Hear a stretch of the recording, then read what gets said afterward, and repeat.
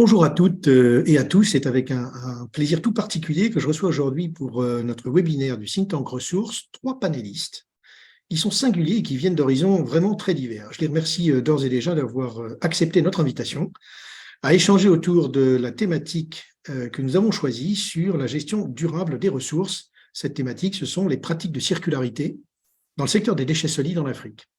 Alors, en guise d'introduction, je vous propose tout d'abord de faire une rapide présentation de vos profils respectifs en commençant par vous, Naomi Fagla Médégan. Naomi, vous êtes la fondatrice et aujourd'hui conseillère technique de l'association Beto, créée en 2018 au Bénin dans l'objectif de faire du déchet un levier de développement. Vous êtes titulaire d'un master gouvernance des grandes métropoles de Sciences Po et vous êtes attributaire de plusieurs prix prestigieux qui sont venus récompenser l'activité de votre association. Bonjour Naomi et merci d'être avec nous. Avec vous aussi, Pierre-Yves Burlot. Pierre-Yves, vous êtes le directeur de développement durable du groupe Séché Environnement, un groupe familial coté depuis 1997 et qui réalise environ 900 millions d'euros de chiffre d'affaires dans une quinzaine de pays. C'est un groupe qui est spécialisé plus particulièrement sur la valorisation des déchets, l'économie circulaire et en particulier très connu pour les pollutions complexes et les déchets dangereux. Alors, Pierre-Yves, vous êtes issu d'une double formation en économie d'abord, mais aussi en développement durable à l'École nationale des ponts et chaussées. Vous avez commencé votre parcours en tant qu'analyste projet dans le domaine de l'énergie, puis ensuite à l'ADEME, pour rejoindre ensuite en 2019 le cabinet de Brune Poirson, secrétaire d'État au ministère de la Transition écologique et solidaire, comme conseiller technique. Vous étiez chargé des questions d'économie circulaire et de finances vertes. Et puis, en 2020, vous avez été nommé responsable du plan de relance au sein de l'ADEME, en charge des dispositifs de soutien à la transition écologique.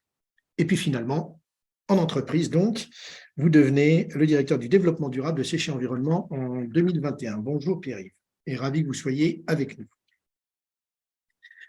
Et maintenant, le troisième intervenant, Edem d'Almeida. Merci d'être avec nous aujourd'hui, Edem. Ravi que vous nous ayez rejoint. Vous êtes franco-togolais, vous êtes dirigeant et fondateur d'Africa Global Recycling, qui est la première entreprise en Afrique subsaharienne spécialisée sur l'ensemble du cycle de la gestion de l'environnement et de la valorisation des déchets, basée au Togo.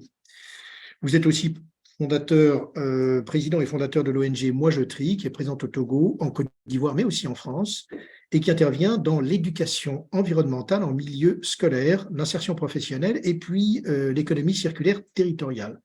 Depuis 2022, vous êtes expert auprès du ministre du Développement, de la Jeunesse et de l'Emploi, et vous êtes en charge de la mobilisation des ressources et de la stratégie RSE avec les acteurs privés. Vous assurez, là encore, un autre rôle qui est celui d'être coordinateur du Centre de ressources en entrepreneuriat social. Merci d'être avec nous. Avant de vous passer la parole, je voudrais juste vous dire quelques mots très brefs sur la présentation du Think Tank Ressources, qui a été créé en 2004 et qui est avant tout une formidable aventure humaine, qui rassemble des personnalités qui sont très diverses, des universitaires, des représentants d'ONG, des politiques bien sûr, des institutionnels, des dirigeants du secteur privé au plus haut niveau, du secteur de la santé aussi. Tous ont cette profonde conviction de l'importance première qui doit être accordée aux services essentiels et à leur accès comme une source de développement humain. Alors, Ressources veut alerter, veut dialoguer, veut recommander et faire savoir avec un objectif simple, mobiliser l'attention des décideurs et des médias sur ces problématiques d'accès aux services de base dans les pays émergents, afin de provoquer une prise de conscience, une mobilisation et un enchaînement d'actions concrètes.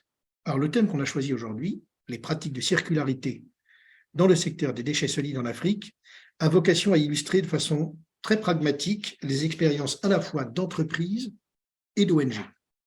Pour en parler, je vais maintenant vous passer la parole à chacun et chacune d'entre vous pour un court exposé individuel au travers de l'éclairage que vous avez voulu donner, chacun d'entre vous, avec votre expérience et votre particularisme sur le thème que nous avons choisi. Nous allons commencer avec vous, Naomi, si vous en êtes d'accord, et donc la parole est à vous. Ah, je sens que Naomi a un petit problème de connexion, me semble-t-il. Bien, le temps que Naomi se reconnecte sans doute. Je vais passer la parole à Pierre-Yves. Bonjour à tous. Merci encore, Patrice, pour cette invitation aujourd'hui. Donc, effectivement, le groupe Séché est un groupe industriel familial, effectivement spécialisé sur les questions d'économie circulaire, de gestion des déchets, notamment les déchets industriels, les déchets dangereux. Tout d'abord, commencer par dire que pour qu'une économie circulaire se développe, il faut mobiliser l'ensemble des acteurs, qu'ils soient publics, privés, jusqu'aux citoyens.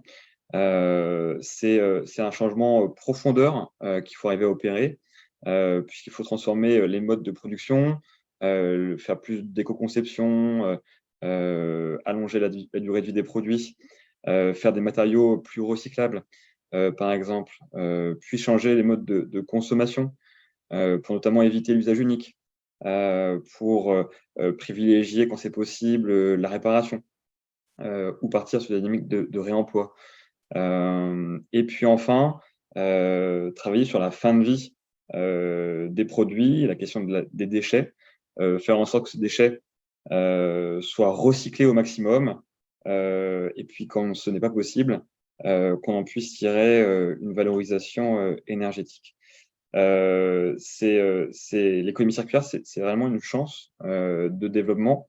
Ça permet de limiter la consommation de matières vierges, limiter aussi la consommation d'énergie fossile, ce qui sont deux grands défis de notre transformation économique. C'est comment on découple la croissance économique, le progrès social de nos consommations sur la planète. Et effectivement, faire plus de circularité permet de répondre en partie à ce défi.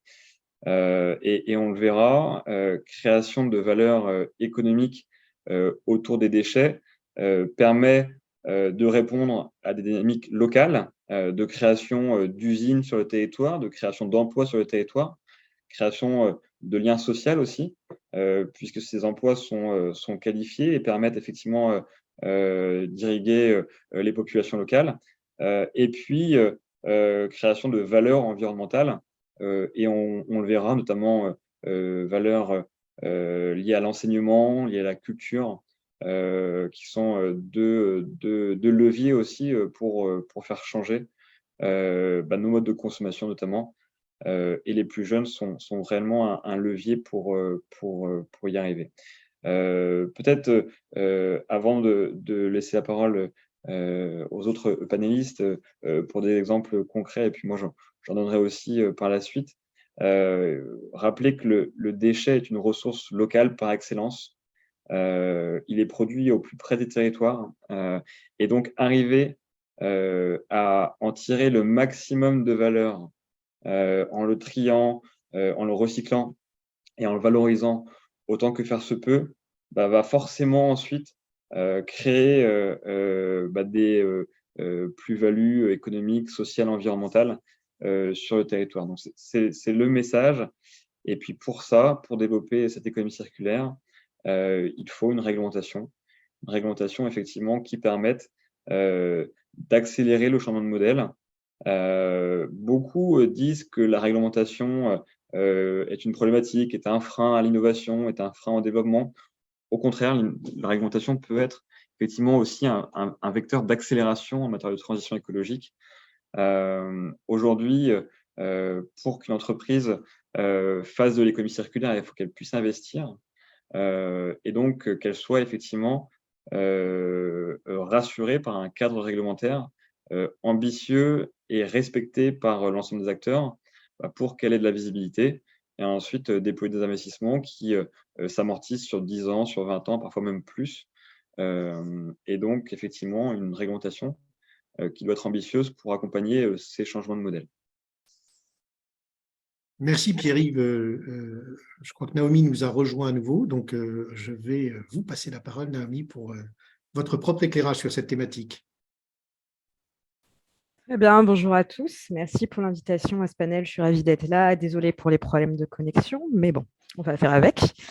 Donc, comme vous aviez dit, moi, je suis la fondatrice d'une association franco-béninoise qui s'appelle Boveto et qui cherche à faire du déchet un levier de développement territorial. Mais bon, c'est un peu comme les autres panélistes qui sont ici aujourd'hui. Euh, Moi, quand j'ai créé l'association ici au Bénin en 2019, j'avais été marquée justement par le fait que les déchets, c'était un véritable problème et qu'en parallèle, on avait 90% d'emplois dans le secteur informel. Et du coup, la thématique et vraiment l'idée de l'association, c'était comment on fait pour que du coup, la gestion des déchets, qui est une véritable problématique en l'absence d'un système centralisé, universel, puisse nous permettre de créer des emplois décents pour le secteur informel, pour les gens issus du secteur informel. Donc, toute l'idée de l'association aujourd'hui, c'est ça, c'est comment on fait, qu'est-ce qu'on propose, qu'est-ce qu'on met en place. Alors, comme l'a dit Pierre-Yves, nous, on n'est qu'un maillon de la chaîne. Évidemment, il faut que les entreprises puissent être impliquées, il faut que les pouvoirs publics puissent être impliqués également, parce que sinon, comment dire, la gestion des déchets est nécessairement incomplète. Quand on parle d'acteurs informels ici, en tout cas dans le cas du Bénin, en fait, c'est beaucoup d'acteurs individuels. C'est-à-dire qu'à la base, en tout cas dans les villes du sud du Bénin, les villes comme Porto Novo où on est basé, il n'y avait pas de collecte universelle des déchets. C'était un système d'abonnement au porte-à-porte. Et aussi beaucoup de petits acteurs informels qui, à la force de leurs bras, venaient ramasser les déchets dans les maisons, dans les restaurants, dans les entreprises. Donc, pas de système formalisé. Donc, déjà, vous avez un problème du fait que vos déchets sont mal gérés et ils finissent où? Ils finissent dans des dépotoirs sauvages. Ces gens-là, ils travaillent extrêmement dur. Ils font des longues journées en plein soleil, sous la pluie pour ramasser les déchets. Ils n'ont aucune protection sociale. Ils n'ont pas d'équipement de protection individuelle. Donc, c'est pénible, c'est dangereux et ils s'en sortent à peine financièrement. Donc, maintenant que, en tout cas, dans un cadre comme le Bénin, on a une dynamique qui s'enclenche pour formaliser et universaliser la collecte des déchets, nous, on voit ça comme une opportunité, notamment de pouvoir non seulement mieux ramasser les déchets, mais d'améliorer l'emploi du secteur informel. Ce secteur, il a une grande expertise dans la collecte des déchets parce que, outre la collecte, quand ça arrivait dans les dépotoirs sauvages, on a plusieurs acteurs qui sont là, qui font le tri. Pareil, dans des conditions très précaires, mais qui sont capables, en fait, à main nue, de récolter des tonnes et des tonnes de déchets qui vont être revendus à différents acteurs. Il faut savoir qu'il y a des entreprises qui sont déjà des entreprises formelles qui rachètent ces déchets-là. Donc, il y a déjà une dynamique qui lie l'informel et les entreprises privées. Maintenant,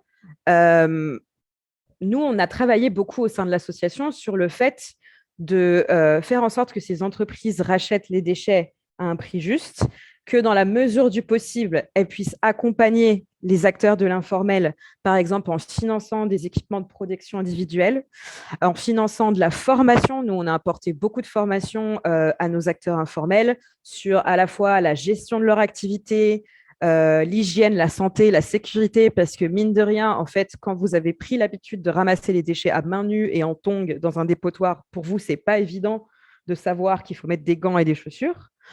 On a aussi tout l'aspect santé qui est très important. Donc, nous, on a accompagné les acteurs informels pour qu'ils puissent s'inscrire à la CMU béninoise. Donc, c'est un programme qu'on appelle l'Arche.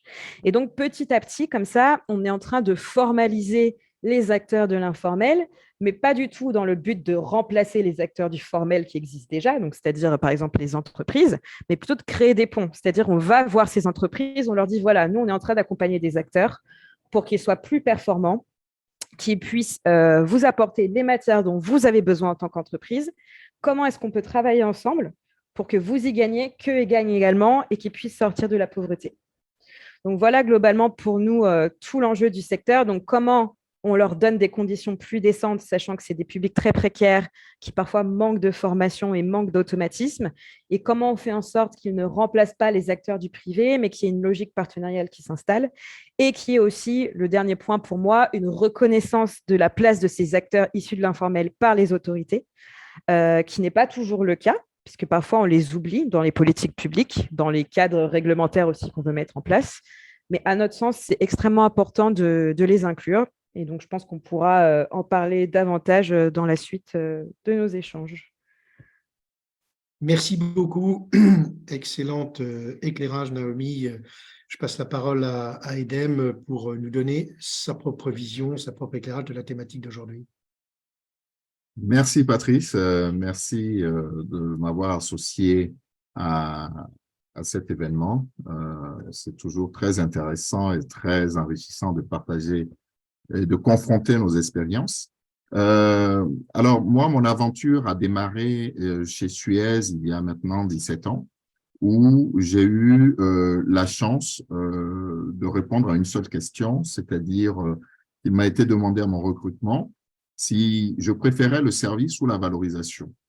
Et j'ai tout de suite indiqué la valorisation. Et donc, depuis 17 ans, je baigne dans la valorisation des déchets, avec d'abord une approche bien évidemment très construite de la gestion, de l'ingénierie pour alimenter les centres de tri tels que nous le connaissons en Europe, en Occident, et une volonté ensuite, quelques années plus tard, d'avoir un relais de croissance pour mon propre business de trading de déchets que j'avais lancé. Et naturellement, je n'aime pas tout faire comme tout le monde, et tout le monde à l'époque allait au Maghreb et s'arrêtait dans les pays au nord du Sahara.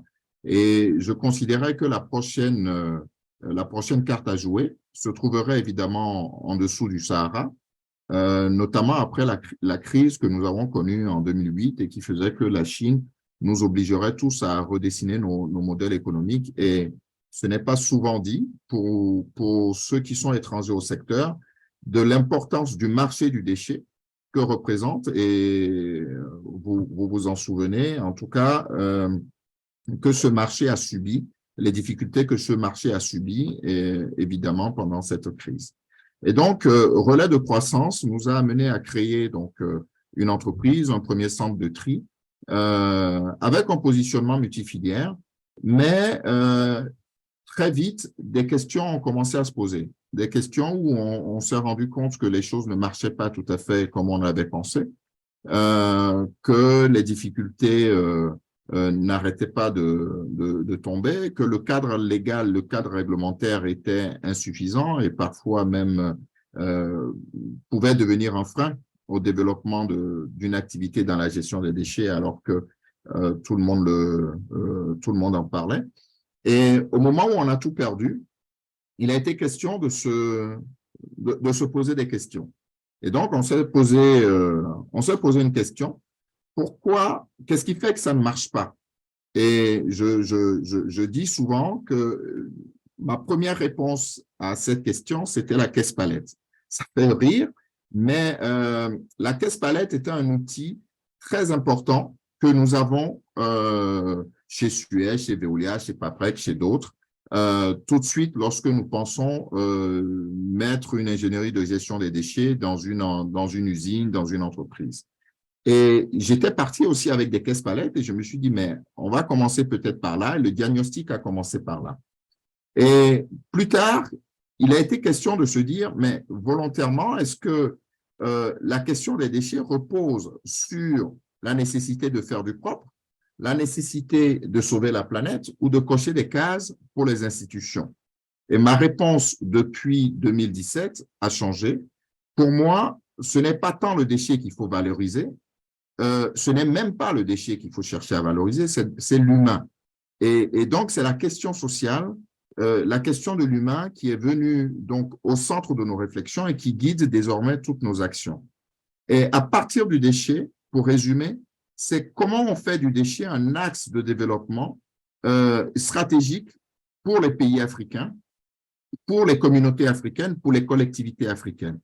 Une réalité est que c'est sous l'impulsion à la fois des institutions et des bailleurs de fonds, des partenaires au développement, que la question des déchets est rentrée dans les politiques publiques. Et aujourd'hui, en Afrique de l'Ouest, par exemple, on a un territoire qui est doté du meilleur arsenal juridique. Et pourtant, Vous l'avez dit tout à l'heure, je suis franco-togolais, une expérience et un attachement en France, une expérience et un attachement au Togo. Et quand je me mets du côté français, je me dis, mince, c'est avec mes impôts qu'on investit autant, qu'on apporte de l'aide à des pays africains en souffrance sur la question des déchets, alors même qu'ici, il y a des besoins. Et pourquoi on met autant de milliards et pourquoi ça ne marche pas? Et puis quand je prends l'avion et que je me retrouve au Togo, je me dis, mais pourquoi ne sommes-nous pas capables d'indiquer que notre besoin n'est pas dans un canevas. Notre besoin, nous pouvons l'exprimer. Et je me rappelle d'un certain nombre de discussions avec d'autres bailleurs, avec des institutionnels, où on déplorait, pas pour tous, mais on déplorait auprès de certaines institutions publiques, auprès de l'État, le manque de force de proposition, de diagnostic même sur les vrais problèmes liés à la gestion des déchets. C'est vrai que la question des déchets, je le dis malheureusement, est souvent abordée sous un angle de la collecte à l'élimination, mais elle va se résumer pour ma part à faire du propre ou alors à sauver la planète. Et je pense que c'est un discours qu'il faut dépasser. Et en dépassant ce discours, en incluant la question de l'innovation sociale, comment grâce aux déchets, je sors des gens des rues, comment grâce aux déchets, le politique n'a plus affaire à un déchet devenu source de revendication sociale et même de défiance sociale, comment un déchet devient source de crédit politique, comment un déchet permet d'avoir accès aux services essentiels, d'avoir accès, je dirais, à une meilleure vie. Et donc, la question de la transformation culturelle de nos institutions s'impose. Le premier cadre légal, j'ai dit tout à l'heure que le cadre légal, l'arsenal légal le plus important se trouve en Afrique de l'Ouest. Mais n'oublions pas que le premier pilier de ce cadre légal reste nos constitutions. Et les constitutions dans nos pays martèlent bien la question environnementale et pourtant, on en est là. Mais pour revenir un tout petit peu et pour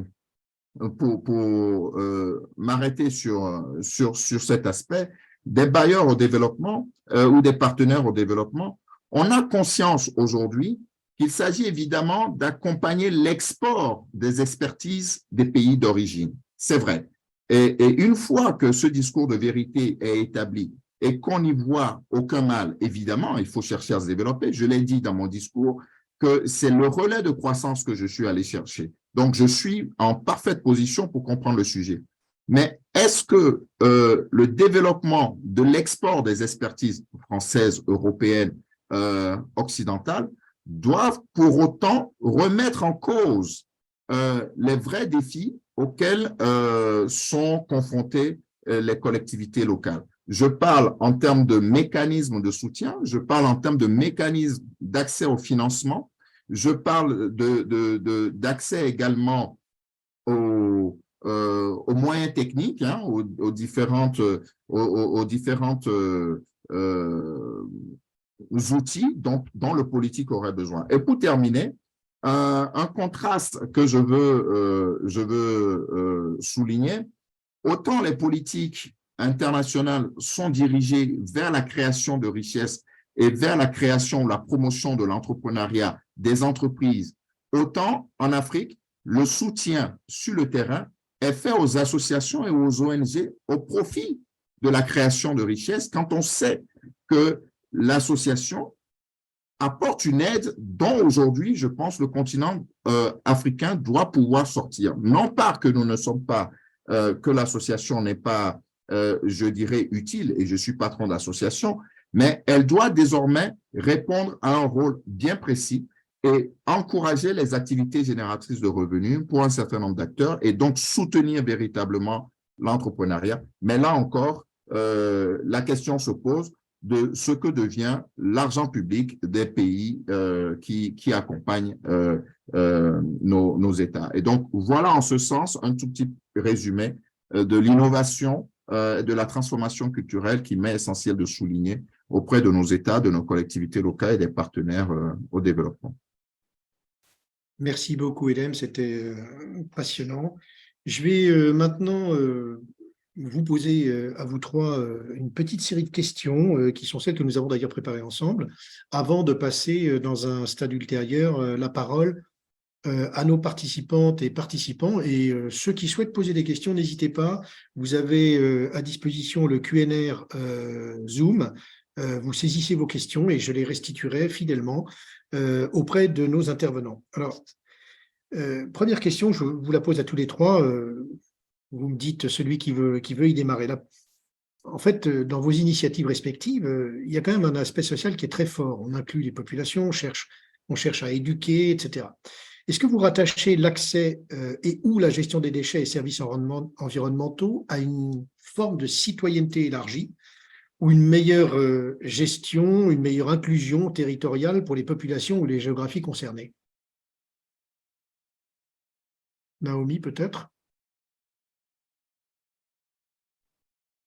Donc, évidemment, la citoyenneté, c'est au cœur de notre action et de l'action, je pense, comme disait Edem, des ONG qui visent à faire en sorte que les gens sortent de l'informel.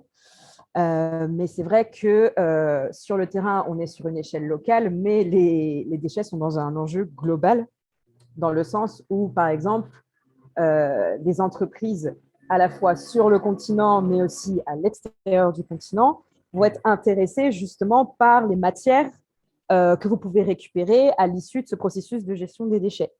Donc, nous, on essaye de faire en sorte que des acteurs locaux s'impliquent, gèrent mieux leurs déchets, soient conscients des problématiques, puissent en vivre mieux. Mais derrière, il y a des enjeux globaux de territoire internationaux, avec des prix aussi sur les marchés des matières qui sont dictés par des coûts internationaux, qui ont un impact direct sur la manière dont on gère les déchets localement. Puisque, par exemple, si vous prévoyez d'exporter certaines matières, mais que les cours sont très volatiles, est-ce que derrière, vous allez réussir à financer la filière de collecte? Parfois, c'est compliqué, les prix peuvent varier. Donc, évidemment, ma réponse, c'est oui, à la fois des enjeux locaux et des enjeux internationaux. Merci, merci de cette réponse. Edem, peut-être un mot sur cette question de citoyenneté élargie.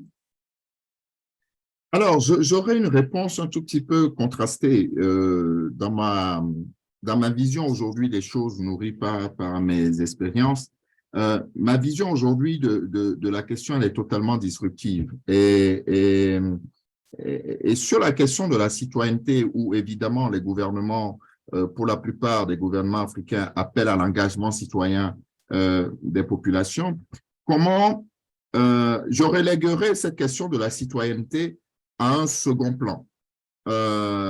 Et pourtant, j'ai une association qui prône l'éducation et l'éducation des citoyens d'aujourd'hui et de demain.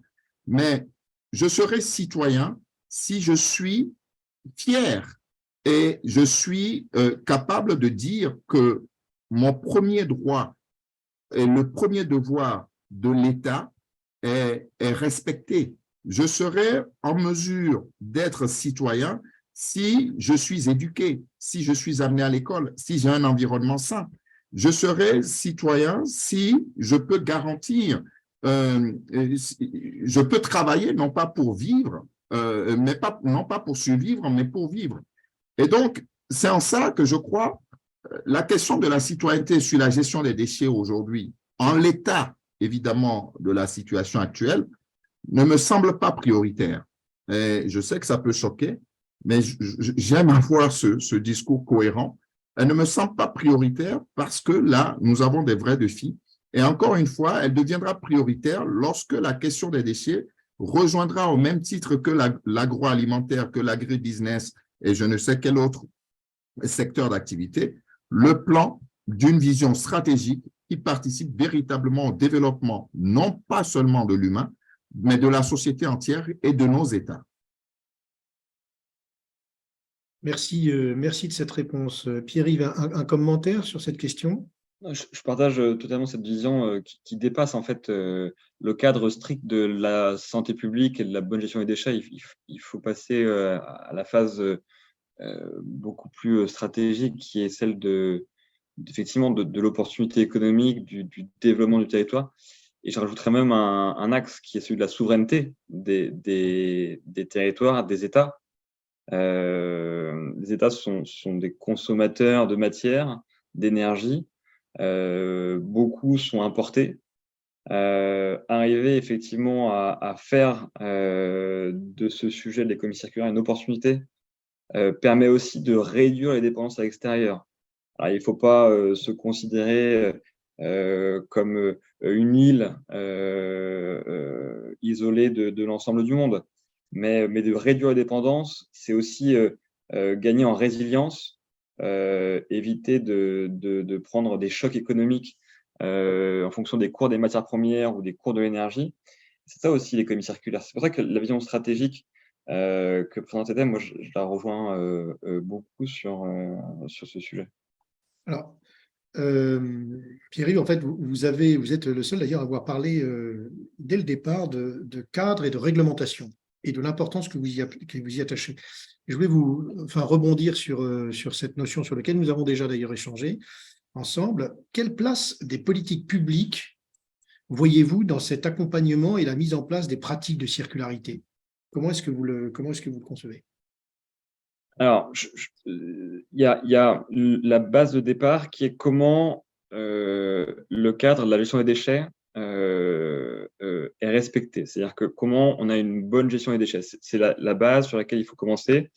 Et ensuite, une fois que cette base qui vise finalement à gérer la nuisance, entre guillemets, est gérée, c'est comment on fait des déchets une opportunité économique. Et donc là, il y a différents leviers, qu'ils soient incitatifs ou coercitifs, qui peuvent être mis en place. Il y a les sujets de la fiscalité. Par exemple, des taxes sur l'élimination des déchets pour faire de plus en plus de prévention, c'est-à-dire comment on va produire moins de déchets, et puis ensuite comment ces déchets sont valorisés le plus possible. Il y a des mécanismes pour faciliter l'éco-conception. Il y a un mécanisme qui est beaucoup déployé en ce moment à travers le monde, c'est le fameux mécanisme du pollueur-payeur. En France, il s'appelle les responsabilités élargies du producteur, les REP. Et l'idée, c'est de faire en sorte que les producteurs de biens, de produits qu'ils mettent sur le marché, se chargent de tout ou partie du financement des déchets qui en découlent. Et donc, ces acteurs-là, qui sont finalement, entre guillemets, dans la thématique des pollueurs, c'est eux qui mettent les déchets à la fin de leur vie sur le marché, comment eux participent au financement et donc sont incités à faire plus de prévention, plus de recyclage, plus de valorisation de ces déchets. Et donc là, c'est aussi une source économique qui permet de responsabiliser les entreprises. Donc, l'État a un rôle important pour mettre un cadre ambitieux qui permet de limiter les effets négatifs sur l'environnement. Et ensuite, des mécanismes qu'il peut mettre en place auprès notamment des acteurs privés, notamment les producteurs, pour qu'eux-mêmes puissent financer l'économie circulaire sur leurs propres produits. Et ces mécanismes, en fait, incitatifs ou plus contraignants, permettent de créer des nouvelles activités. On a le groupe Séché s'est implanté en Afrique du Sud à travers 2 acquisitions, Interwaste, qui est spécialisé dans la gestion des déchets, et puis Spiltech, qui est spécialisé sur les questions de dépollution et d'urgence environnementale. Aujourd'hui, on compte environ 3000 collaborateurs dans le pays. Et grâce à ces mécanismes incitatifs et coercitifs, ces structures ont pu investir dans différents outils, notamment des outils qui ont été développés en Afrique du Sud et qui ont ensuite inspiré nos installations en France. C'est une fois qu'on a fait le tri dans les déchets recyclables, il y a des déchets, une partie, 10, 20%, qui sont l'objet d'erreurs de tri. C'est-à-dire qu'ils n'auraient pas dû être envoyés dans les filières de tri, ils ne sont pas recyclables parce qu'ils sont en multicomposants, donc difficulté à les recycler, ou ils sont souillés. Ces déchets ont ce qu'on appelle un haut pouvoir calorifique, c'est-à-dire qu'ils ont beaucoup d'énergie possible si on les valorise en combustible. Et donc, on a développé une ligne pour l'ensemble des déchets qui sont non recyclables pour en faire de l'énergie. Ces installations, en France, on appelle ça des combustibles solides de récupération, sont envoyés ensuite dans des consommateurs, typiquement des cimentiers, et permettent à ces consommateurs cimentiers, qui sont des gros consommateurs d'énergie, de réduire leurs approvisionnements en énergie fossile et donc de se décarboner. Et tout de suite, on crée un débouché par des investissements dans des outils qui permettent effectivement de faire plus d'économie circulaire. Alors, bien sûr, il faut faire du tri, il faut faire du recyclage, c'est ce qu'on fait par ailleurs, mais typiquement, voilà une illustration de ce qui est possible quand on a un contexte qui permet d'investir dans ces nouveaux outils de production. Merci beaucoup, Pierre-Yves. J'ai une question sur l'implication de la société civile et des communautés. Comment est-ce qu'elles s'impliquent dans la gestion des déchets solides en Afrique? Est-ce que vous pouvez nous faire part de vos retours, de vos expériences respectives? Comment se répartissent les rôles entre instances privées, publiques? Quel est le retour que vous en avez? Edem? Alors, moi, je vais vous partager deux expériences. Je vais vous partager le cas de la Côte d'Ivoire où nous sommes présents et également le cas du Togo où nous sommes présents avec notre ONG Moi Je Trie, qui est donc spécialisée dans l'éducation, d'abord en milieu scolaire, l'accompagnement des collectivités locales dans leur démarche de développement durable et spécifiquement dans la gestion des déchets, et puis l'insertion et la formation professionnelle de jeunes éloignés de l'emploi avec une forte dimension genre depuis une petite année. Alors, sur le Togo, je dirais que d'abord, sur les deux pays, je dirais que le niveau de maturité, évidemment, le degré de maturité n'est pas le même. Sur le Togo où nous sommes, nous avons aujourd'hui un manque, un déficit dans les rapports que nous pouvons avoir avec le politique.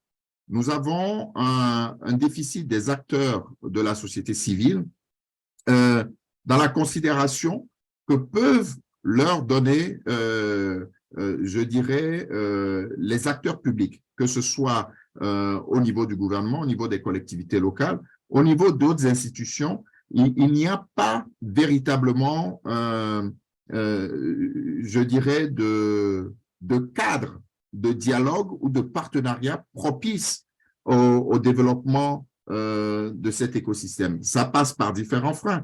Ça passe par des freins administratifs d'abord, ça passe par d'autres freins. Je vais vous donner des cas concrets. Vous avez des organisations comme la nôtre, on n'est pas une exception, qui assurent des missions relevant même de l'intérêt public et même du service public. Et pourtant, ce sont des activités qui sont elles-mêmes assujetties aux mêmes contraintes fiscales, aux mêmes contraintes douanières qu'une entreprise lambda. C'est en gros le déchet, c'est exactement, je caricature un tout petit peu, c'est exactement comme si vous achetiez ou vous importez un paquet de spaghettis ou une boîte de tomates. C'est exactement le même schéma, même s'il y a une volonté affichée du gouvernement aujourd'hui d'inclure toutes ces activités dans un cadre qui deviendrait un cadre légal de promotion de l'économie sociale. Ça c'est un élément. Pour autant, nous avons réussi à mettre en place un premier partenariat avec un organe d'État. C'est d'ailleurs ce qui nous a permis de déployer un premier programme de formation et d'insertion pour accompagner véritablement l'État, notamment à mettre en place une offre nouvelle d'employabilité aux jeunes issus des programmes de volontariat. Et il faut pour nos ONG aujourd'hui, dans un environnement comme le Togo, arriver à fédérer et à s'imposer véritablement comme des acteurs à part entière et des apporteurs de solutions. C'est là tout le défi.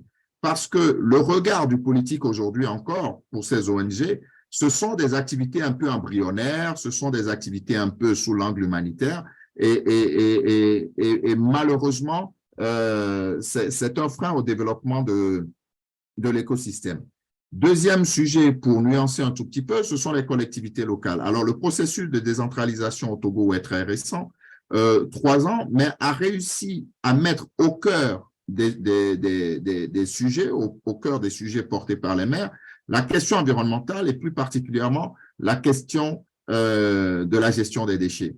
Et donc, il nous arrive de plus en plus de mettre en place des cadres, des conventions de partenariat avec ces collectivités locales pour mieux les accompagner.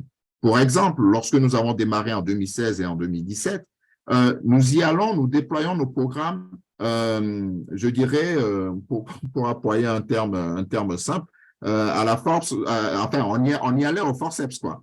Et donc, on allait contacter directement les écoles et puis leur proposer directement nos services. Aujourd'hui, ça commence à changer. On commence à intégrer véritablement dans la démarche les collectivités locales avec qui nous démarrons le programme. Sur la Côte d'Ivoire, le degré de maturité est un peu plus poussé, un écosystème, je dirais, un peu plus favorable, mais malheureusement encore trop politisé dans certains endroits. Et puis, il y a un certain nombre d'initiatives portées par des privés, portées par d'autres organisations, mais on sent bien toute la difficulté d'avoir des stratégies complètement diffuses au niveau des acteurs publics où on ne se comprend pas tout à fait dans les partenariats publics-privés, mais on essaye de s'intégrer et je peux dire qu'on a une oreille attentive des collectivités locales où nous sommes un peu plus présents. Là, encore une fois, ce sont les acteurs du terrain. On voit véritablement que la question ne peut être portée véritablement encore que par les acteurs de terrain. Et donc, voilà un tout petit peu pour ne pas monopoliser la parole. J'espère avoir donné un aperçu des contrastes que nous pouvons avoir dans les deux pays. Merci beaucoup, Edem. Naomi, vous avez un commentaire sur cette question de l'implication de la société civile et les communautés de votre part, en termes d'expérience? Oui, tout à fait. Alors, le contexte au Bénin est totalement différent puisque voilà, c'est ça qui est intéressant. on est dans un contexte de centralisation, donc c'est complètement l'inverse. Ouais. C'est-à-dire qu'il y a une société de gestion des déchets qui a été créée par l'État béninois avec vocation d'assurer, de chapeauter tout le secteur, d'assurer les missions de collecte, de valorisation, d'enfouissement, le cas échéant. Donc, les ONG n'ont pas vocation, dans ce cadre-là, à assurer des missions de service public comme la collecte ou la transformation. En revanche, les ONG peuvent avoir un rôle en tant que… un rôle de proposition de solution, un rôle de conseil des autorités. Donc, par exemple, nous, c'est ce qu'on a fait. On leur a proposé la mise en place d'unités de tri manuel des déchets. Et les 3 premières unités qu'on a ouvertes à Porto Novo, où on a réinséré 18 femmes issues de l'informel, en fait, ça a été fait avec notre expertise. Donc, nous, on est allé chercher de l'expertise auprès de groupes spécialisés dans les déchets comme Artelia, qui ont envoyé des experts pour conseiller l'ASGDS, donc Société de gestion des déchets, sur l'aménagement de ces sites. Nous, on a déployé un accompagnement avec un coach en entrepreneuriat qui est venu formaliser ces récupératrices pour qu'elles aient un statut juridique et donc qu'elles sortent de l'informel, leur apporter des formations. On est venu créer des liens avec les entreprises pour que ces femmes puissent trouver des débouchés. Donc, en fait, notre rôle en tant que structure de la société civile, ce n'est pas de remplacer l'existant, donc à savoir les acteurs de l'informel et puis les entreprises et l'État qui est censé assurer la collecte, mais d'identifier peut-être là où il y a des trous dans la raquette, de proposer des nouvelles initiatives et puis de les accompagner au mieux.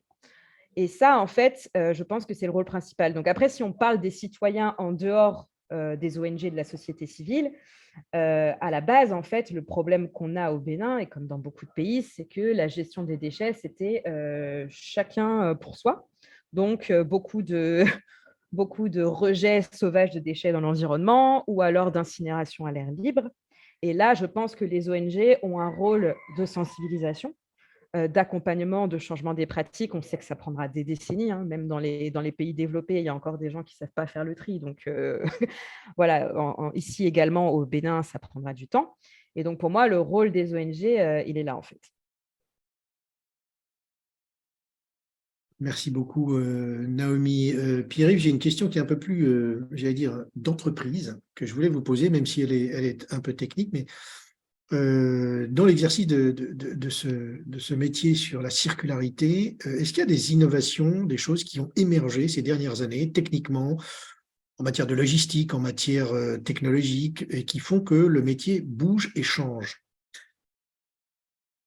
Alors oui, alors ce qui est fascinant avec le monde du déchet, c'est qu'il est en constante mutation.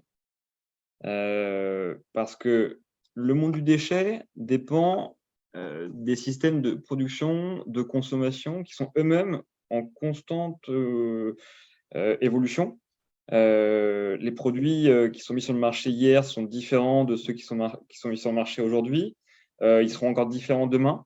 Leurs caractéristiques techniques évoluent aussi avec le temps. Et donc, le monde du déchet est par nature un monde en constante évolution et en constante dépendance avec tout ce qui se passe en amont, c'est-à-dire la manière dont les choses sont produites, consommées, triées. On a parlé d'erreurs de tri à l'instant. Par les entreprises, par les collectivités locales, par les citoyens. Et donc, le monde du déchet est relativement intéressant d'un point de vue de l'innovation, parce que c'est par sa nature qu'il faut qu'il trouve des solutions à ces différentes évolutions. Tout à l'heure, je parlais du développement de ces combustibles alternatifs qui viennent du coup réduire les consommations de matériaux énergétiques fossiles. Ce qu'il faut avoir en tête aussi, c'est que de plus en plus, on arrive à recycler des choses qui n'étaient pas recyclables précédemment. On prend le cas des plastiques, avec des efforts d'éco-conception, aussi de réduction de la typologie de plastique qu'on peut utiliser. Et ben, on arrive à massifier des volumes et puis à rendre économiquement viables des filières qui ne l'étaient pas précédemment. Pour ça, il faut du coup de l'éco-conception, il faut que les metteurs sur le marché, les producteurs se saisissent du sujet parce que c'est eux qui créent les produits qui deviennent ensuite des déchets. Donc ça, c'est extrêmement important, c'est pour ça que j'insiste sur ce sujet-là. Si on veut de la circularité, il faut vraiment embarquer l'amont de la chaîne de valeur parce qu'on ne fera pas sans les producteurs. C'est indispensable si on veut transformer le monde du déchet en un monde de l'économie circulaire, vraiment d'embarquer les distributeurs, les producteurs. Et un autre exemple que je peux avoir en tête, alors c'est une illustration, mais qui montre que le sujet foisonne toujours en Afrique du Sud. On a un partenariat avec le leader du pays sur les étiquettes en plastique qu'on décolle de films papier. Alors, ça peut paraître un geste simple en tant que citoyen, mais quand il est fait des milliers de fois, des centaines de milliers de fois, des millions de fois, et ben, ça crée beaucoup de déchets en petite quantité. Et donc, on a développé un programme avec ce producteur et on a réussi à massifier des volumes de déchets issus de ces produits qu'on a réussi à réincorporer dans son système de production. Et donc, il est venu réduire ces déchets arrivés en fin de vie en élimination, tout en réduisant par ailleurs ses achats de matières, puisque maintenant, il achète des matières recyclées qu'il a lui-même mises sur le marché. Donc voilà une boucle d'économie circulaire. En termes d'innovation technologique, alors il y a quelques investissements réalisés, mais le vrai investissement, la vraie innovation, c'est la coordination entre les acteurs. Là, en l'occurrence, entre le producteur, celui qui va gérer le déchet et le territoire qui va réussir aussi à massifier la collecte. Mais on a aussi des innovations d'organisation qui sont extrêmement importantes puisqu'on va faire jouer une chaîne multi-acteurs et donc des nouvelles coopérations, comme le disait Naomi aussi, pour créer des modèles différents et qui viennent concurrencer l'économie linéaire classique. Merci, c'est extrêmement, extrêmement intéressant. Edem, est-ce que de votre côté, vous avez un commentaire sur cette question qui est liée aux innovations? Alors, sur l'innovation, je garde la place à la nécessité, évidemment, d'avoir de l'industrie, le développement de l'industrie. C'est vrai pour l'agriculture, mais c'est vrai pour le déchet. On n'aura pas de vrai développement sur les questions de circularité ou de développement des filières de transformation à l'échelle des défis que nous connaissons sur le continent sans passer par l'industrie. Et c'est en ça, véritablement, je crois qu'il faut embarquer nos décideurs. Ce n'est pas, et peut-être ça fait un tout petit peu écho à ce que je disais tout à l'heure, peut-être pour éclairer ma pensée, sur les ONG. Les ONG n'ont pas vocation de devenir des grands groupes industriels. Nos ONG, nos associations n'ont aucune vocation, et ce n'est absolument pas je dirais, leur raison d'être, de devenir des multinationales. Et des industriels. Ce n'est pas là leur vocation. Donc, la question des déchets, très bien. On a des acteurs de terrain qui font le boulot au quotidien, qui s'en sortent. Nous, on se rend compte qu'évidemment, on n'invente rien. On est là en tant que des associations, mais plutôt des chefs d'orchestre, parce que vous vous retrouvez avec des personnes dans ce secteur dit informel, je dis dit informel volontairement, qui sont dans le métier, parfois même de père en fils, et qui sont dans le métier depuis des années et qui sont aujourd'hui suffisamment structurés et connaissent très bien le marché. Par contre, nous avons… C'est sûr, Edem, informel, ça ne veut pas dire non organisé, hein. Pas du tout. Oui, tout à fait. Mais je le dis volontairement parce que c'est souvent la définition qu'on nous donne. Quand on dit informel, on pense à désorganisé, on pense à inexpérimenté, alors que c'est vraiment un poids économique important. Et donc, oui, ma question reste véritablement posée sur le rôle de l'industrie, et c'est en encourageant le développement des industriels, le développement des filières de transformation, des filières industrielles, qu'il faut qu'on réussira à résoudre la question des déchets. Et puis, pour terminer, je pense aussi que nos politiques, nos activistes, nos écologistes convaincus dans nos pays doivent se défaire d'une idée que la circularité s'arrête exclusivement au lopin de terre dans lequel le déchet se trouve. Et je pense qu'il faut avoir une vision beaucoup plus claire et comprendre que la circularité, aujourd'hui, nous ne pouvons pas penser de globalité, de mondialisation, sans impliquer que la circularité peut se faire aussi à l'autre bout, évidemment, de la planète, même si, évidemment, ça pose un certain nombre de questions. Donc, voilà, ce sont les deux points sur lesquels j'attirerai l'attention de tous. Merci beaucoup. Alors, il nous reste 5 à 6 minutes avant que nous passions à notre troisième partie de notre webinaire, qui sera de donner la parole à nos nombreux participantes et participants. Et j'ai déjà beaucoup de questions. Certaines sont d'ailleurs dirigées vers l'un ou l'autre d'entre vous. Alors, moi, j'ai une dernière question où je vous demanderai des réponses d'ailleurs assez rapides. Est-ce que vous pensez qu'il y a des alternatives aujourd'hui qui existent à cette mode d'organisation qui inévitablement se termine dans une décharge? Est-ce qu'il y a des alternatives à la décharge et dans ces cas-là, est-ce qu'elles existent? Si elles existent, comment est-ce qu'on peut essayer de les développer pour éviter cette localisation?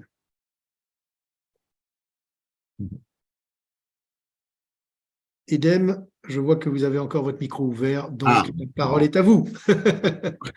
Est-ce qu'il y a des alternatives? Je dirais que difficile de répondre en l'état actuel des choses. Nous sommes passés des dépotoirs aux décharges, puis des décharges aux décharges incontrôlées et aujourd'hui au centre d'enfouissement. La première question, est-ce que le centre d'enfouissement, elle seule, et c'est l'impression que j'ai vue, c'est qu'elle est vendue comme l'unique solution et peut-être la solution salvatrice, qui correspond à ce premier point que j'ai souligné. On voit Naomi qui est en train de sourire, donc on va vous passer la parole, Naomi, pour pouvoir aussi reprendre après Edem. Voilà. Donc, pour faire du propre. Mais quelle est la constitution même de nos déchets sur le continent? Je veux dire des petites choses terre à terre. Aujourd'hui, ce ne sont pas des plats cuisinés que nous consommons. Aujourd'hui, nous balayons nos cours. Aujourd'hui, le bétail est encore présent. Aujourd'hui, nous ne sommes pas, évidemment, avec nos modes de consommation, nos modes de production, sur des plastiques hyper complexifiés, avec des UV, avec des tas de traitements. Donc, est-ce que la solution, et c'est ce que je prône depuis 2014 auprès de nos autorités, au Togo en tout cas, et auprès des bailleurs, je me dis qu'il ne faut pas construire la gestion des déchets aujourd'hui sur l'angle de la collecte à l'élimination. On a pensé, et quand vous écoutez nos politiques dans nos différents pays, ils disent tous une chose: on a fait le centre d'enfouissement, maintenant on va faire la valorisation. C'est un leurre, parce que le centre d'enfouissement n'a pas de modèle économique créatrice de richesse. Parce que nos centres d'enfouissement, on a beau mettre des torchères, le sable contenu à plus de 30, 50%, voire 60% en période d'humidité, qui correspond au poids de nos poubelles, ne fabrique pas du gaz. En tout cas, je n'ai pas fait d'études scientifiques, mais je n'ai pas encore de scientifique qui m'ait prouvé qu'on va produire du biogaz avec du sable. Et donc, le volet valorisation qui existe, et c'est en ça que j'appelle à se réapproprier nos fondamentaux.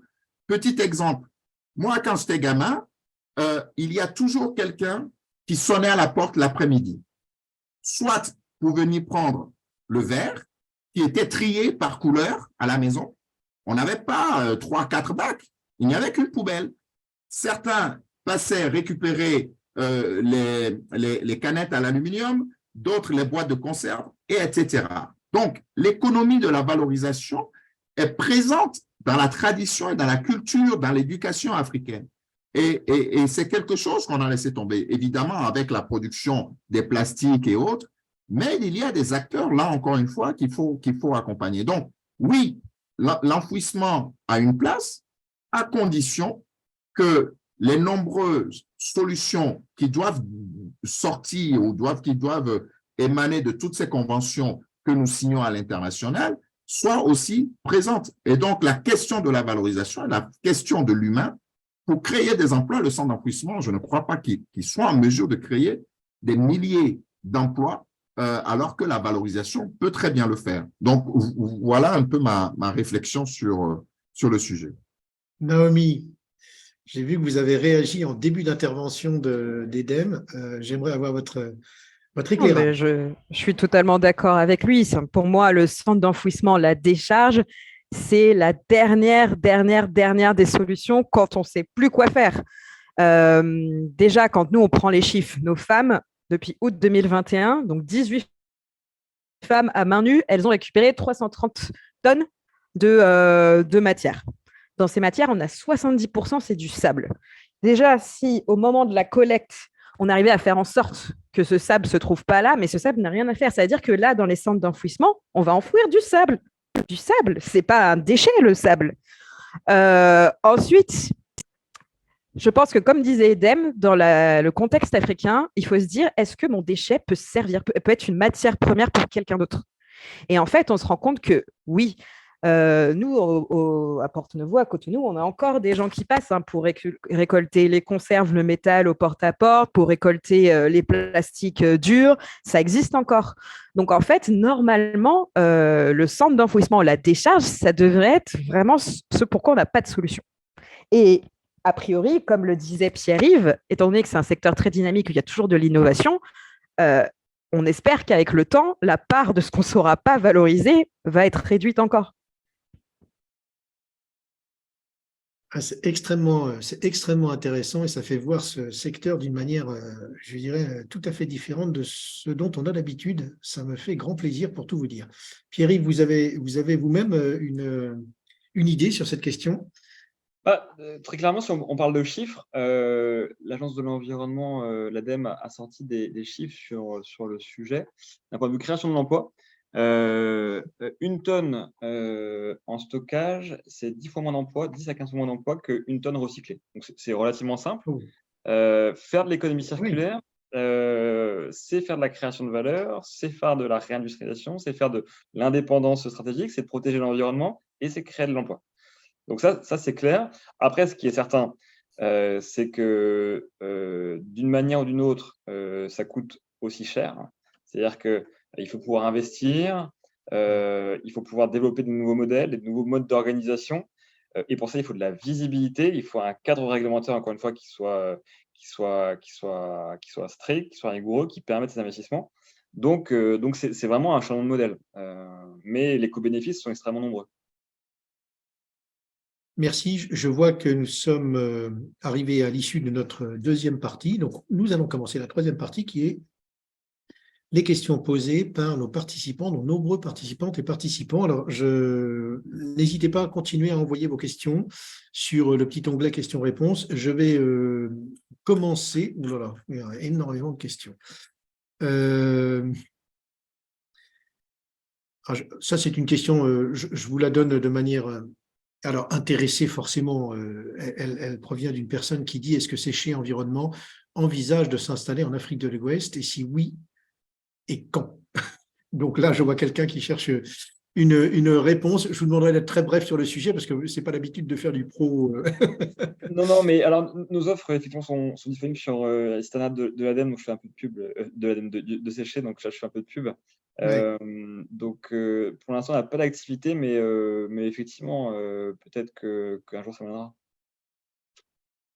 Merci. Alors, j'ai une question pour vous, Naomi, d'une personne qui vous remercie de votre exposé et qui pose cette question-là. Comment est-ce que vous définissez véritablement l'informel à partir du moment où les collecteurs, par exemple, sont couverts par la CMU? Est-ce que vous les considérez toujours, est-ce que vous les classez toujours en tant qu'informels? Alors, pour moi, l'informel, c'est le fait qu'on ait des acteurs ou des structures qui échappent au cadre juridique qui, normalement, est censé encadrer l'activité économique. Donc, c'est-à-dire, normalement, si vous faites une activité, vous êtes censé être une entreprise, une coopérative, une association, etc. Donc, ça, c'est des acteurs qui n'ont pas d'existence sur le plan juridique.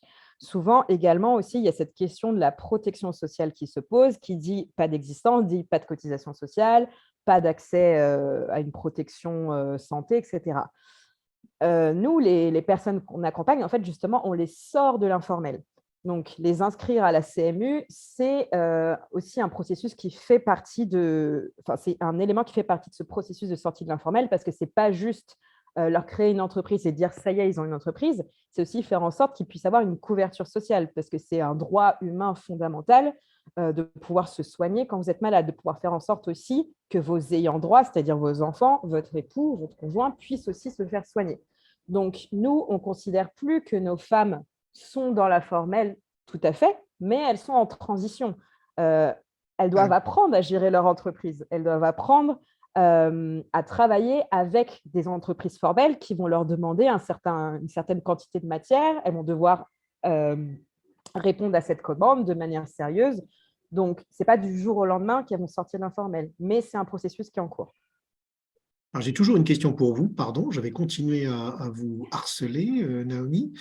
Quel est votre avis sur le projet PEUL, projet environnement urbain de Lomé au Togo, par rapport aux enjeux actuels? Alors, je ne connais pas ce projet, donc je vais avoir du mal à vous répondre. D'accord, ben voilà une réponse tout à fait franche. Donc, vous pourrez donc maintenant vous renseigner pour le savoir. J'ai maintenant une question de quelqu'un qui nous suit de manière tout à fait régulière. Donc, je vais vous lire l'intégralité de son message.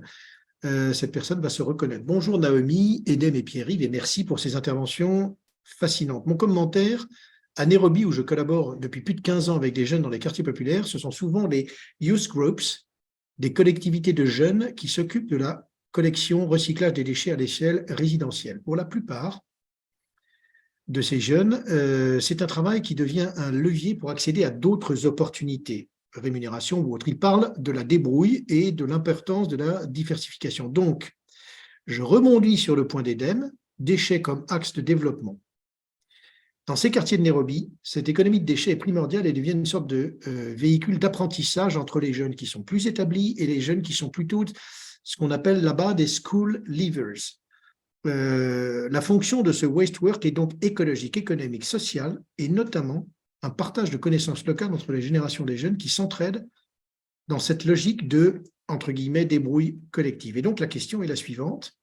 Est-ce que vous voyez une différence entre les modes d'engagement qui s'adressent aux individuels, waste pickers, dans le secteur informel dont vous avez parlé, Naomi, souvent qui sont plus vulnérables, versus les collectivités qui sont aussi dans le secteur informel, mais avec d'autres logiques, et dont le déchet fait partie d'un portefeuille parfois plus large. Edem. Question coriace. Je vais mettre ça d'abord, je vais répondre avec un peu d'histoire. On a deux approches différentes avec l'Afrique de l'Est. Je vais remonter dans les années 90, où les pays francophones ont eu d'abord, je dirais, à la suite de la chute du mur de Berlin, ont eu cette période de grande instabilité pour certains, en tout cas où les populations ont demandé à plus de liberté, la démocratie, etc. Et on s'est retrouvé dans certains pays dans des situations de blocage avec des grèves générales illimitées, etc. Comme ce fut pour le cas du Togo, mais également ailleurs. Qu'est-ce qui s'est passé dans les années 90? C'est véritablement à ce moment-là que le secteur informel est devenu fort et s'est réellement constitué sur la question des déchets. Avant cela, c'était des entreprises qu'on a laissé mourir parce que la commande publique, c'était des entreprises qui suivaient la commande publique et qui n'ont pas été payées et qui ont disparu. Et c'est véritablement à ce moment-là que les jeunes se sont organisés quartier par quartier, et donc on retrouve ce que vous êtes en train de décrire sur Nairobi, dans les années 90. Et puis à la fin des années 90, c'est à ce moment-là que développement durable, les partenaires de développement ont commencé à dire qu'il y a des cases à cocher, qu'il y a peut-être un peu d'argent à faire et qu'il y a moyen de redorer un peu votre image. Et donc, certains politiques ont flairé tout simplement le bon filon et se sont dit, autant nous accaparer de cette opportunité. Peut-être que c'est ce qu'il n'y a pas eu à Nairobi, que je connais très peu, mais dont je suis de temps en temps, évidemment, la question sur la gestion des déchets. Et c'est à partir de ce moment-là qu'on a écarté la jeunesse, qu'on a écarté, vraiment, véritablement isolé le secteur informel sur la gestion et la valorisation des déchets. Le négoce des déchets, la valorisation des déchets était bien intégrée et bien portée par la jeunesse. Maintenant, nous nous retrouvons dans un sens inverse où on a l'impression qu'effectivement, c'est des personnes en marge de la société qui sont dans la débrouille, mais le fait d'avoir cassé ce modèle de développement à partir des années, à la fin des années 90, n'a pas permis pour nos pays aujourd'hui, je prends la Côte d'Ivoire, je prends le Sénégal, je prends le Togo évidemment, le Bénin, le Burkina, le Mali, enfin la Guinée, n'en parlons même pas. On a cassé véritablement ce modèle et donc n'a pas permis de construire je dirais, un écosystème générateur de revenus, générateur de structures sociales et de structures économiques. Pour prendre le contre-pied du sujet aujourd'hui, nous, avec Moi Je Trie ou avec AGR, ce que nous essayons de faire, de faire depuis quelques années, et je pense aussi que c'est ce que Naomi essaie de faire de son côté et d'autres acteurs, c'est de voir comment on implique. Mais pourquoi nous impliquons les acteurs de l'informel? Pourquoi nous impliquons les acteurs de la de bruit? Parce que sans eux, ça ne marche pas.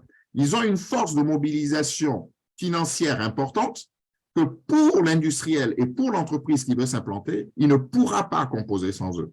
Ils ont une force de mobilisation des ressources, et je parle des matières premières importantes et du bon déchet, qui ne peut pas se faire autrement que sans eux. Donc, le pouvoir, ou en tout cas, l'écosystème peut être central, le management peut être central, mais on ne pourra pas composer sans eux. Et donc, des acteurs comme Moi Je Trie, AGR ou Bobeto, aujourd'hui, c'est de les intégrer, de leur apporter plutôt une structure, non pas un savoir-faire, mais une structure pour se développer. Nous pouvons parler, par exemple, d'un modèle économique que nous avons mis en place dans la commune des Lacuns à Ného, donc c'est au Togo à la frontière du Bénin, où aujourd'hui, c'est une coopérative de jeunes, pas tout à fait issus de l'informel, mais qui connaissent l'informel, qui sont structurés ou qui sont accompagnés comme une coopérative et sur un modèle d'entrepreneuriat. Mais en fait, il faut réintégrer encore les fondamentaux et exactement ce qu'on a perdu. Et on a deux modèles totalement différents avec Nairobi, mais en les considérant davantage, je pense véritablement que cette question d'axe stratégique de développement, notamment pour répondre à des défis sociaux et arrêter de voir nos jeunes dans les rues, est totalement possible avec des gains économiques importants. Merci, Edem. J'ai une question d'extension, j'allais dire, de marché qui est destinée à vous, Pierre-Yves. Est-ce que vous connaissez en Afrique de l'Ouest des filières industrielles qui soient prêtes à valoriser leurs déchets et qui donc recherchent des solutions? Oui, alors, j'aurais dû le dire aussi sur ces sujets économie circulaire, tous les déchets n'ont pas la même valeur. Et ça, il faut l'avoir en tête. Il y a des déchets sur lesquels on n'a aucune problématique pour trouver des exutoires parce que par nature, ils ont un prix qui permet à des modèles économiques de vivre, et ça depuis déjà très longtemps, sans soutien public, sans revenus supplémentaires, parce que la vente de ces matériaux rapporte de la valeur économique. C'est le cas notamment de matériaux métaux, qui soient ferreux, non ferreux. Je pense par exemple au cuivre. Et donc, il y a tout un tas de déchets qui arrivent en fin de vie et qui trouvent leur modèle économique par eux-mêmes, de par la valeur intrinsèque de ces déchets. Donc, et ça, où qu'on se trouve à travers le globe. Et la question va plus se poser sur les matériaux qu'il est non compétitif d'aller trier, recycler. Et là, effectivement, la compétitivité entre ces matériaux recyclés et les matériaux vierges va se faire en fonction de différents facteurs économiques, notamment, typiquement, s'il y a des taxes sur l'élimination, eh ben, on va renchérir le coût des déchets, donc ça va coûter plus cher d'éliminer, et donc rendre plus compétitif de recycler. Et donc, en fait, les modèles économiques vont être différents d'un matériau à l'autre et en fonction du contexte, notamment fiscal et réglementaire, d'un pays à l'autre. Et donc, effectivement, moi, j'ai aucun mal à imaginer que des filières de recyclage du cuivre existent partout à travers le monde. Je sais que sur des plastiques, notamment des plastiques complexes, c'est beaucoup plus compliqué. Donc voilà, tout dépend des matériaux dont on parle. Naomi parlait du tri mécanobiologique, si je ne me suis pas trompé tout à l'heure. Là aussi, c'est des vrais leviers pour réduire la poubelle finale qui est ensuite éliminée. Merci Pierre-Yves. Alors, je vais en profiter pour, nous avons encore une petite dizaine de minutes au moins, pour rediriger une question. J'ai fait une véritable erreur d'aiguillage tout à l'heure sur la question du projet environnement urbain de Lomé Autobus. C'était pour vous, Edem, et pas pour Naomi. Donc, pardon Naomi. Edem, au-delà de votre sourire, quel est votre avis sur cette question? puisqu'elle m'a été reposée à nouveau par la personne qui m'avait demandé de vous la poser. Voilà. Il veut m'en tirer des ennuis à Lomé. Non, bah, écoutez, en toute franchise, moi, en 2014, j'avais déjà émis des réserves auprès de l'Agence française du développement pour, je dirais, les orientations qui sont données à ce projet. Bon, ce projet, il a le mérite d'exister. Il a le mérite d'avoir apporté des solutions. Je reste encore évidemment sur ma faim ou sur des insuffisances de mon regard de spécialiste et au regard de mes expériences. Je crois encore que la façon dont le centre d'enfouissement ou le mécanisme a été mis en place, j'ai dénoncé dès 2014 et dès 2015 que c'était un problème, et c'est devenu un problème puisque véritablement ce centre d'enfouissement, malheureusement, a déjà sa durée de vie divisée par 2 parce que les problèmes du sable sont devenus récurrents et que même si des solutions sont engagées. C'est vrai qu'il y a des axes sur lesquels on a beaucoup communiqué sur la valorisation. Je reste encore un tout petit peu, là encore, dubitatif. Je crois que véritablement, peut-être le reproche que je vais faire à ce projet, ou en tout cas à ceux qui managent plutôt ce projet, c'est de ne pas inclure suffisamment les bons acteurs et surtout ceux qui ont des vraies expériences et des vraies expertises autour de la table. Parce que, évidemment, bon, malheureusement encore, la bureaucratie joue encore beaucoup son rôle, que malheureusement, certains fonctionnaires n'aiment pas les sachants. Bon, c'est une réalité. Maintenant, le projet existe. Le projet elle a intégré, alors elle concerne le Grand Lomé, hein, elle a intégré dans un axe aujourd'hui où je crois les acteurs et les bailleurs de fonds aussi tirent de leurs expériences et de leurs erreurs. Et je crois que les choses vont s'améliorer si on prend évidemment les solutions idoines. Mais encore une fois, le reproche que je fais, c'est que les acteurs experts du terrain, ou en tout cas locaux, qui démontrent véritablement leur expertise et leur engagement, ne sont pas mis toujours autour de la table, et que les expériences ne sont pas suffisamment partagées. C'est encore trop vu sous un angle administratif. Voilà ce que je pourrais dire pour être le plus clair possible.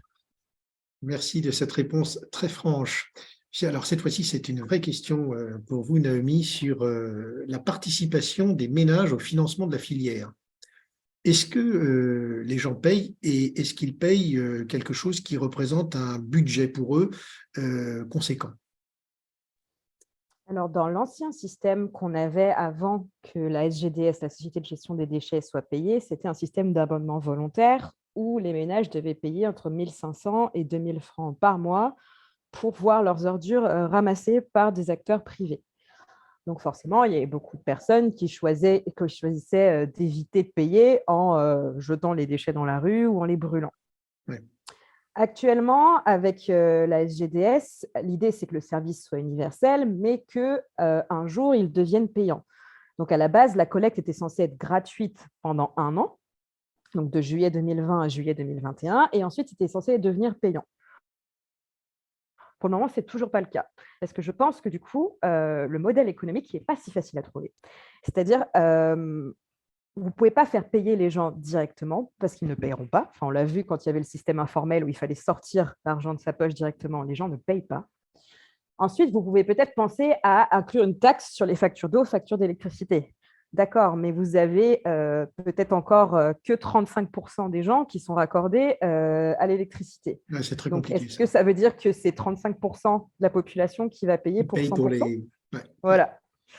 Donc, ça a vocation à être payé, à devenir un service payant, mais pour l'instant, le modèle économique n'est pas trouvé, je pense, et je ne sais pas ce qui se profile pour les années à venir sur ce plan-là.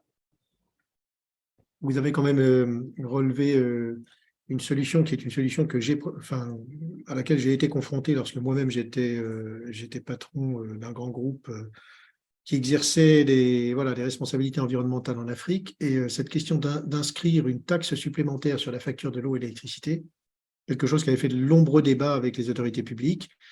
Ça reste effectivement quand même un moyen sur lequel il y a pas mal de tentations. Maintenant, je pense que l'acceptation sociale est extrêmement difficile à obtenir. Et j'allais Et dans le ajouter cas… qu'en fait, oui, Pardon. excusez-moi, j'allais juste ajouter qu'en fait, il y a déjà, par exemple, une taxe des ordures qui est prélevée par la mairie, mais c'est plutôt pour l'entretien de la voirie et pour le balayage.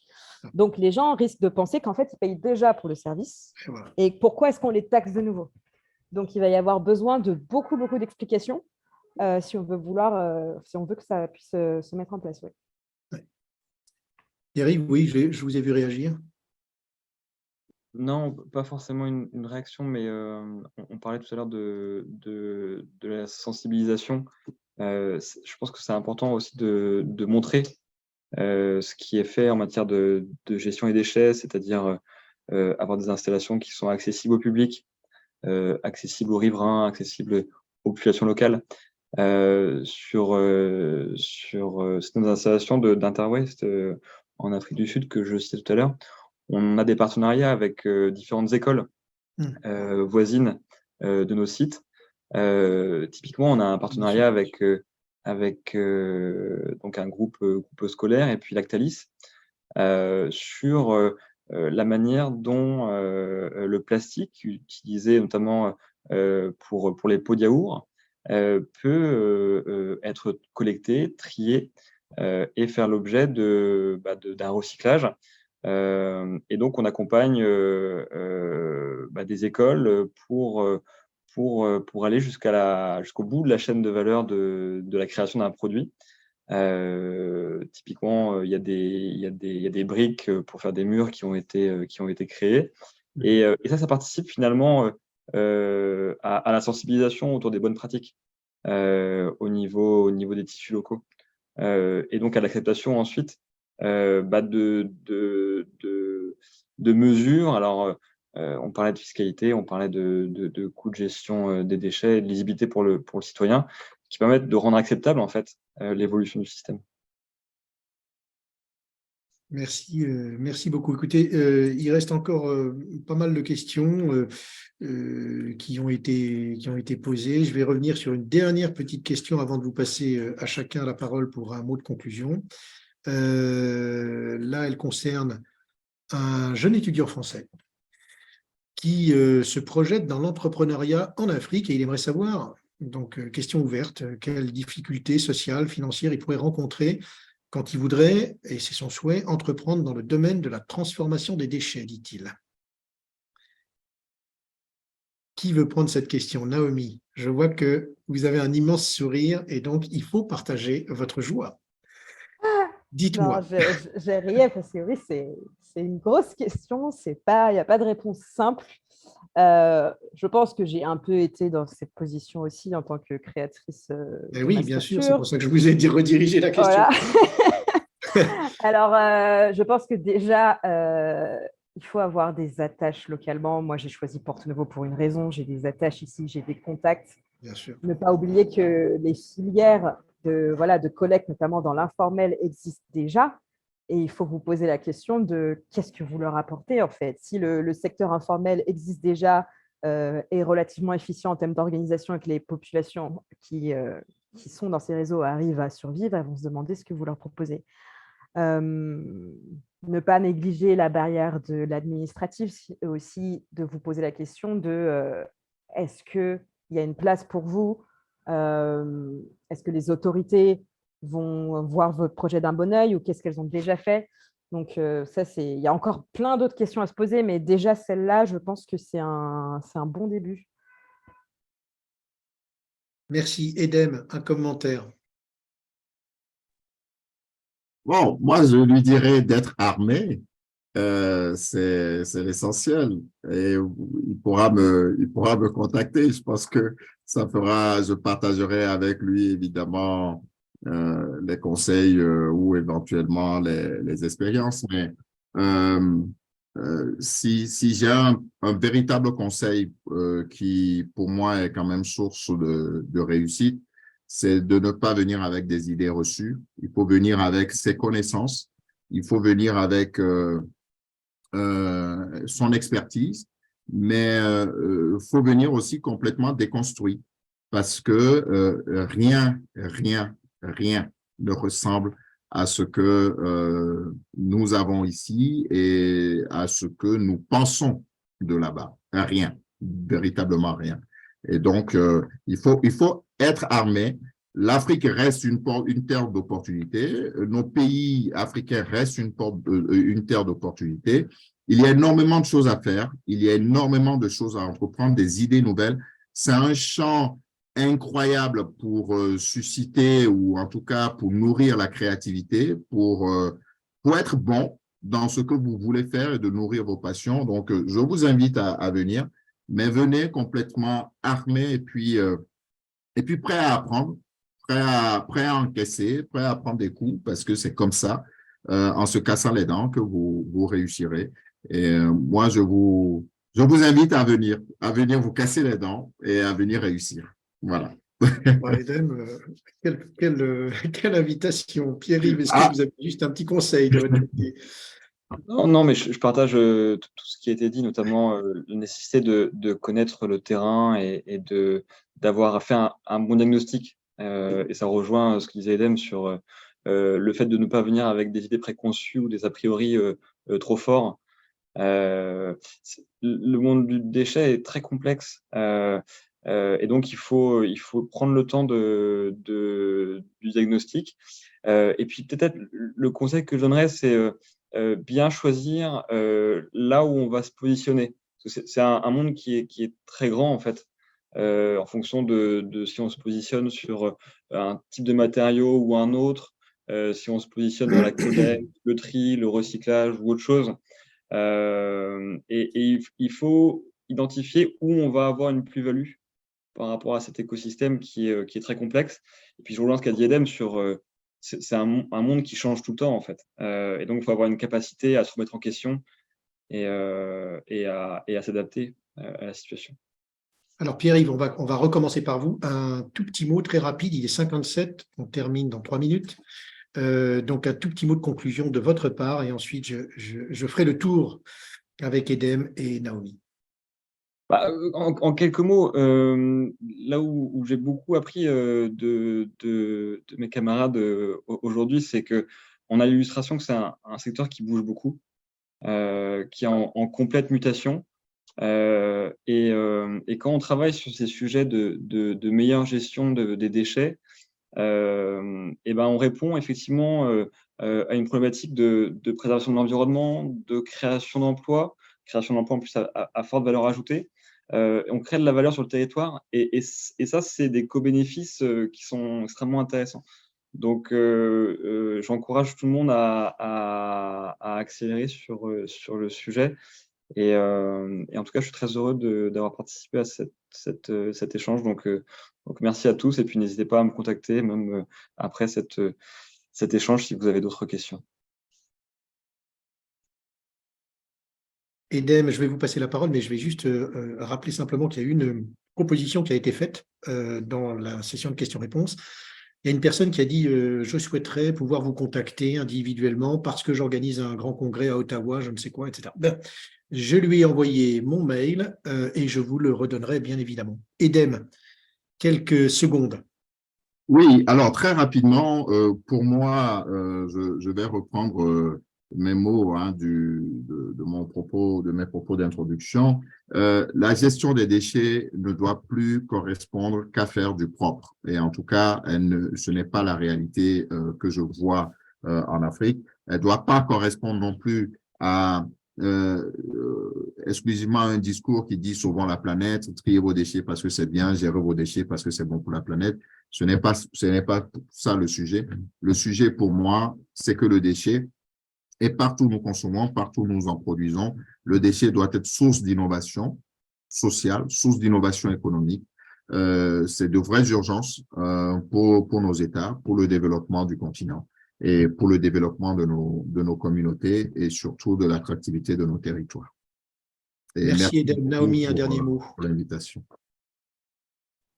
Oui, alors moi, je dirais qu'en regardant les panélistes, on se rend compte que la circularité, c'est une question pas seulement des ONG, c'est une question aussi économique, une question pour les entreprises. Et je trouve ça intéressant qu'on puisse avoir un dialogue entre différents types d'acteurs. On voit qu'on se rejoint sur beaucoup de choses.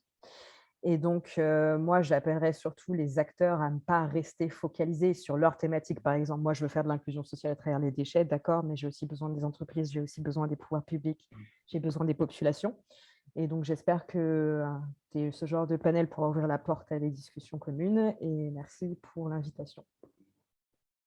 Bien, merci beaucoup Naomi et merci à toutes et à tous. Vous savez que vous allez pouvoir retrouver l'intégralité de ce webinaire sur notre site et puis bien sûr sur les réseaux sociaux. Je vais vous donner rendez-vous après la pause estivale en septembre avec des thématiques tout aussi passionnantes. Et je ne termine pas cette session sans dire un grand merci à notre coordinatrice Yolini André qui a été instrumentale dans l'organisation de l'événement et puis à vous trois, panélistes de grande qualité. On a vraiment eu un très grand plaisir à vous entendre aujourd'hui, à vous recevoir. J'espère que tout ceci aura une suite et je vous souhaite à tous un très bel été à la rentrée donc. Bel été, bonnes vacances. Merci beaucoup. Merci. Merci. Au revoir. Merci à Au tous. revoir.